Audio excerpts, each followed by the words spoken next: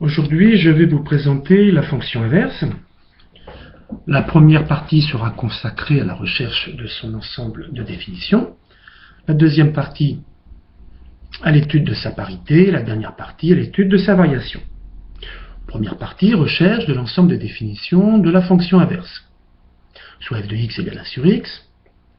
Cette fonction f existe si et seulement si petit x est différent de 0, l'ensemble de définitions de la fonction inverse est donc moins l'infini, point virgule 0 exclu, réunion 0 exclu, point virgule, plus l'infini.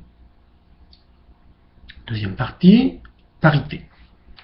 Puisque l'ensemble de définitions de la fonction inverse, nous venons de le voir, est symétrique par rapport à 0, je calcule f de moins x, qui est égal à 1 sur moins x, soit moins 1 sur x, moins f de x. La fonction f est donc impaire. Dernière partie, étude de la variation de la fonction inverse. Puisque nous venons de le voir, la fonction inverse est impaire, on peut donc étudier la variation de f uniquement sur 0 exclu plus l'infini, puisque sa variation sera la même sur moins l'infini 0 exclu. Soit A strictement positif et B strictement positif. Le taux de variation de f est égal à f de a moins f de b, le tout divisé par a moins b. Soit 1 sur a moins 1 sur b, le tout divisé par a moins b. b moins a sur ab facteur de a moins b. Moins 1 sur ab après simplification. A et b étant strictement positifs, moins a sur ab est strictement négatif.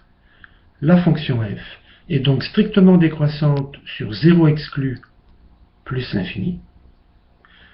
La fonction inverse étant impaire, elle est également strictement décroissante sur moins l'infini 0. Quand j'aborde cette notion de fonction inverse dans mes classes, certains élèves me disent alors la fonction inverse est strictement décroissante sur son ensemble de définitions. Remarque, somme toute logique, voire de bon sens. Il n'en est rien, nous allons démontrer par l'absurde que la fonction f n'est pas strictement décroissante sur son ensemble de définitions. Supposons donc que la fonction inverse soit strictement décroissante sur son ensemble de définitions. Alors, moins 1 strictement inférieur à 1 entraînerait nécessairement que f de moins 1, c'est-à-dire moins 1, serait strictement supérieur à f de 1, c'est-à-dire 1. Cette contradiction permet de conclure en disant que la fonction f, fonction inverse, n'est pas strictement décroissante sur son ensemble de définitions.